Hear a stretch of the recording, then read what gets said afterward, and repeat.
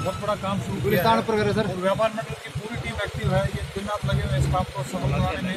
और आज ये करीब इसमें 2-3 हज़ार पॉलिथीन आज पॉलिथीन को फ्री कर रहे हैं और इन्होंने दूसरे बैग रखे हैं जो फ्रेंडली है।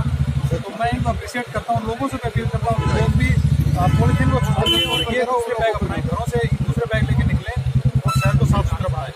सर अगर देखा जाए एक तरफ तो मुहिम चलाई जा रही है, कैलेंडर भी निकाले गए, लेकिन शहर में अपनी गंदगी जो है नगर प्रशासन का जो रोल है वो कहीं ना कहीं नजर नहीं आ रहा। जितने भी चौक चौराहे हैं वहाँ गंदगी के ढेर लगे हुए हैं, उनको साफ सफाई नहीं की जा रही। इससे मुहिम चलाई जाती है, उसके बाद बिल्कुल भूल गए जाते हैं। हाँ बिल्कुल, ये मैं इस म्यूनसिपल से मैंने इस बारे में बात की है और जो भी एरिया अगर किसी को लगता है कि ज़्यादा गंदा है उसको हम साफ सुथरा करेंगे। और मैं लोगों से भी अपील करता हूँ कि लोग कूड़ेदान में गंद फेंके, जहाँ पे जगह वहीं पर अपना कूड़ा फेंकें और पॉलीथीन का प्रयोग कम करें। सर लोग तो कहीं ना कहीं जो है सहयोग दे रहे हैं, डस्टबिन का इस्तेमाल कर रहे हैं या डंपिंग स्टेशन पर कूड़ा डाल रहे हैं, पर डंपिंग स्टेशन से शहर के बीचों बीच में 3-3 बजे तक कूड़ा नहीं उठाए। तो ये म्यूनसिपलिटी का किस तरह का रोल है और किस तरह क्या बयान है? उसमें मैं म्यूनसिपल से बात करूँगा, इसमें अगर